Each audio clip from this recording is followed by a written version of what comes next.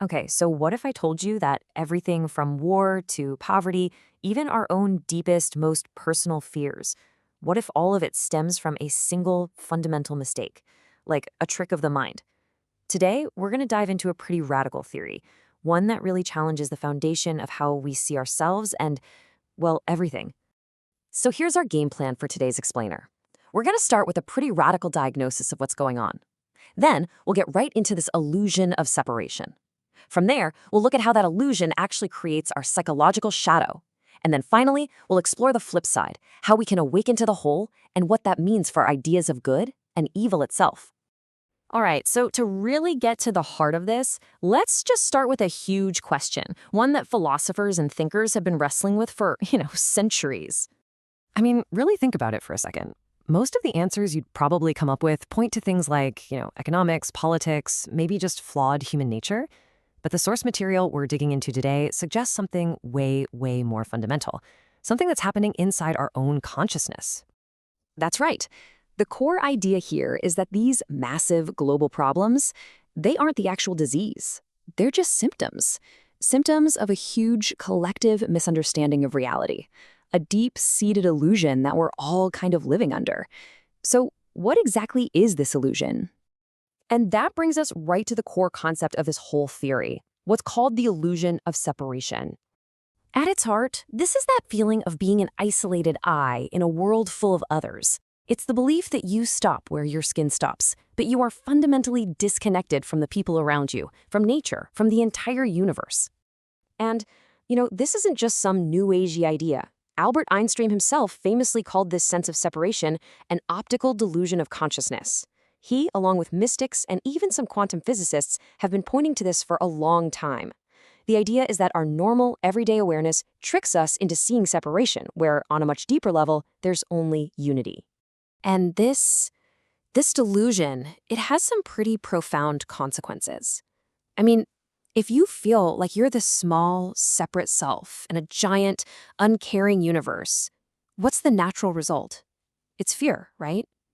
The ego kicks into survival mode. We get greedy to protect our own little corner of the world, and we suffer because we feel totally alone and vulnerable.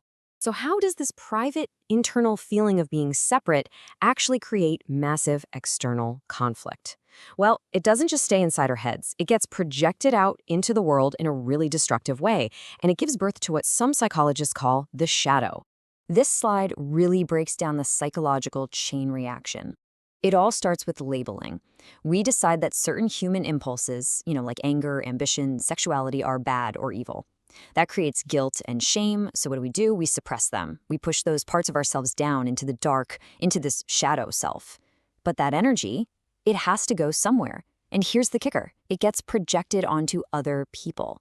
The evil that we refuse to see in ourselves, we suddenly start seeing everywhere else. And that is what fuels conflict, judgment, and hate on a global scale. Okay, so if this illusion of separation is the problem, then what's the solution? Well, according to this worldview, it's not about trying to fight the darkness. It's about turning on the light.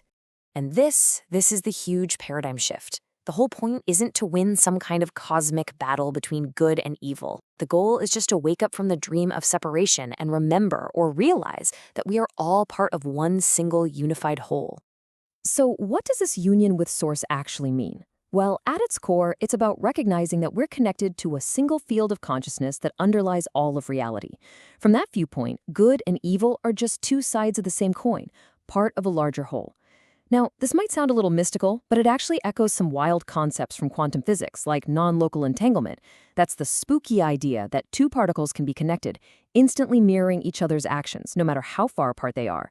And when this shift in perspective happens, the entire purpose of life just changes. It's no longer about what can I get or how can I survive. The focus becomes the well-being of the collective we, because you understand on a deep level that the we is who you really are. So that brings us to our last big piece of the puzzle. What happens to our ideas of right and wrong when we start operating from this state of unity? How does it change everything? This slide just lays it out so clearly. You've got two completely different paths here. On one side, the illusion of separation naturally creates fear, and that fear leads to greed, hoarding, and hurting others.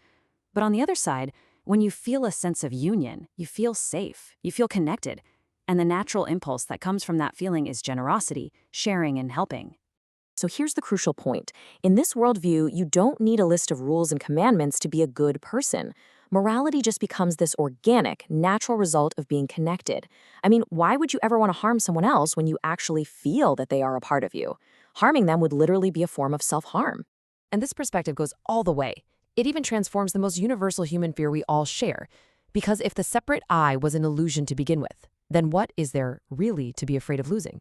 The source material describes death not as an ending, but as a return. It's like the individual droplet of water dissolving back into the vast, loving ocean of consciousness it came from. It's a re-merging with the whole. And so all of this leaves us with one final, kind of mind-bending question to just sit with.